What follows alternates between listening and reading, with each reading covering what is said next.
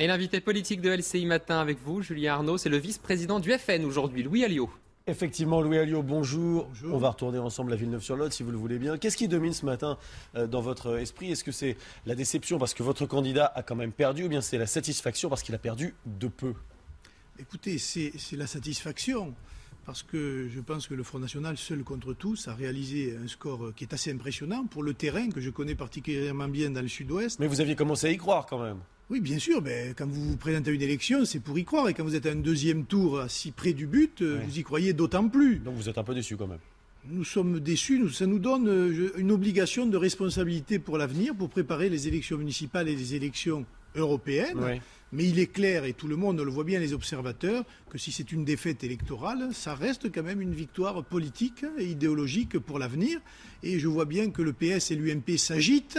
L'UMP doit aujourd'hui sa victoire au Parti socialiste, et on voit bien qu'ils s'entendent comme larrons en foire, et les électeurs aussi, je pense, voient ça de la même manière. C'est comme ça que vous expliquez que 7000 nouveaux électeurs se soient portés sur votre candidat? Oui, je pense que dans les deuxièmes tours, il y a des gens qui voient bien que la gauche au pouvoir ne changera pas la vie, ne changera plus la vie, Oui. et la droite donne des leçons, mais elle était encore aux affaires il y a un an. Et depuis 2002, sans discontinuer, ce sont des gouvernements de l'échec, la droite et la gauche, et il y a des électeurs qui donnent une utilité à leur vote et qui votent pour une force alternative que représente aujourd'hui Marine Le Pen et le Front National. Est-ce que ce qui s'est passé hier, c'est l'échec de ce qu'on appelle le Front républicain?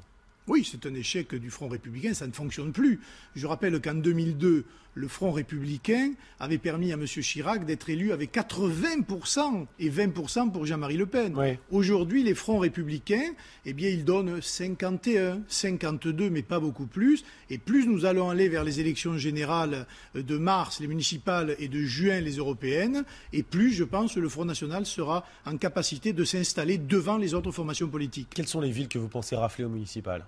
Je ne suis pas Madame Soleil, mais il y a beaucoup de villes dans le nord, dans le sud, en Alsace ou en Lorraine, dont on verra, on regardera les résultats avec attention. Mais dans la configuration que nous vivons aujourd'hui, vers une tripolarisation en quelque sorte de la vie politique, avec des forces égales UMP, PS, Front National, eh bien je pense qu'il y aura des villes qui basculeront dans notre camp aux élections municipales en 2014. Et est-ce que vous pensez qu'aux européennes, cette tripolarisation dont vous nous parlez, elle se fera au bénéfice du Front National? Est-ce qu'aux européennes, le Front National sera le premier parti de France, Louis Alliot? Écoutez, en tout cas, on fera tout pour qu'il le soit. Mais vous le sentez comme ça? Oui, bien sûr, puisque là, c'est encore un autre mode de scrutin. C'est une élection à la proportionnelle intégrale et les voix sont réparties en fonction du nombre de voix que vous obtenez. Et je pense que sur une vision eurosceptique qui critique le modèle économique et social que nous oblige l'Europe, eh bien le Front National sortira vainqueur de cette compétition électorale. Pourtant, Arnaud Montebourg dit que c'est grâce à l'Europe que vous êtes aussi haut, que c'est grâce à José Manuel Barroso et sa politique d'austérité. Oui, enfin, je rappelle que c'est le ministre le plus improductif du gouvernement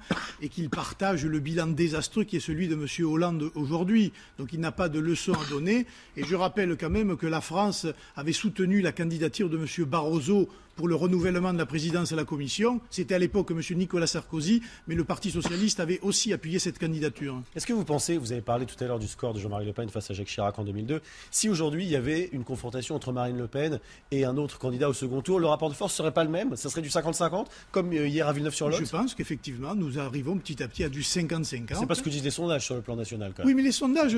Il y a encore un sondage la semaine dernière qui donne 40% d'opinion favorable envers Marine Le Pen, ce qui n'était pas le cas encore il y a un an. Donc, entre opinion favorable et voter pour, oui, il y a quand même une marge. Les choses progressent lentement, mais sûrement. Et aujourd'hui, nous en sommes dans cette configuration. Dans un an, ce sera autre chose. Je rappelle quand même que la droite et la gauche gouvernent la France depuis plus de 40 ans désormais, avec les mêmes résultats désastreux.